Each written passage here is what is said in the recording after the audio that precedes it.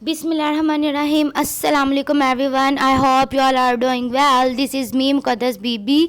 In previous lecture we learned about the zygotic stage of prenatal development. In this lecture we discuss about the embryonic stage of prenatal development.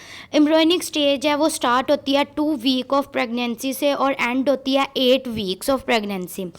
अब इस stage में क्या changings या क्या development होती हैं fetal में, इसमें भी इस स्टेज में भी सेल डिवाइड कंटिन्यू रहते हैं, सेल डिवीजन है वो कंटिन्यू रहती है। फिर उसके बाद सेल डिफरेंशिएशन होती है, एम्ब्रायोजेनेसिस जिसे कहते हैं। ये इंपॉर्टेंट एमसीक्यूज है। सेल डिफरेंशिएशन को हम एम्ब्रायोजेनेसिस कहते हैं। अब 3 लेयर्स ऑफ सेल डिवीजन होती है। हम ये भी कह सकते हैं कि एम्ब्रायोजेनेसिस की 3 लेयर्स होती हैं, एंडोटर्म, मेसोटर्म और एक्टोडर्म। अब हम पढ़ते हैं इन तीनों लेयर्स को डिटेल में। embryonic period. The embryonic period is a period of prenatal development that occur from 2 weeks to 8 weeks after conception. Conception के बाद 2 वीक से 8 वीक तक एम्ब्रॉयनिक पीरियड रहता है, जिसमें सेल है वो डिफरेंशिएट होते हैं और 3 लेयर्स बनती हैं फीटल की।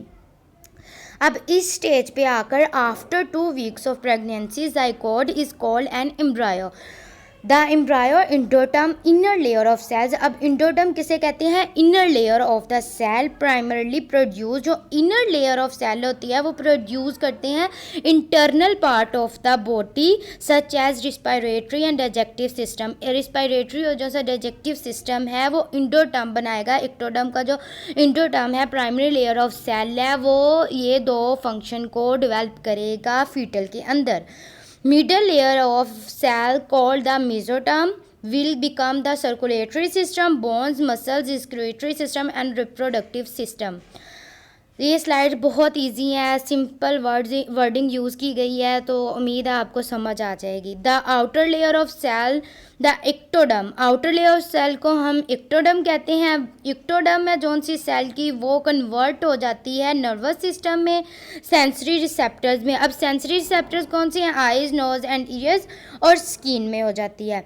फिर उसके बाद अगर as the embryo develop so too does the placenta, the umbilical cord and the amniotic fluid field sac.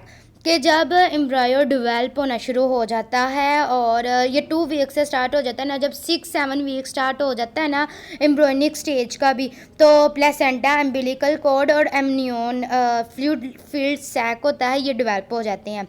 It is at the period that the most women become aware that they are pregnant as they miss a menstrual cycle.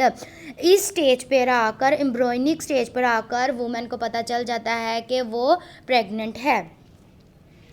Now we discuss about the structure of embryonic stage. Embryonic stage है वो consist करती है, embryonic stage में 3 जो से structures हैं वो develop होते हैं अभी। Amniotic sac, placenta and umbilical cord. अब एमनियोटिक सैक क्या होता है? जो सा एमनियोटिक सैक है, ये amniotic sac help to protect the foetus from injury. It also help to regulate the temperature of the foetus.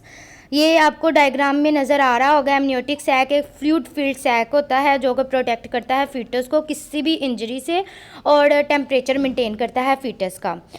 And the function of placenta and umbilical cord. Umbilical cord connect the placenta to the fetal. Blood from the mother passes through the placenta, filtering oxygen, glucose, and other nutrients, and provide to fetal.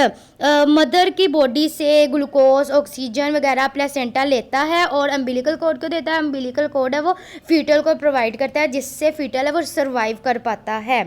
And that's it. I hope कि आपको समझ आ गई होगी। Please like, share and subscribe my channel.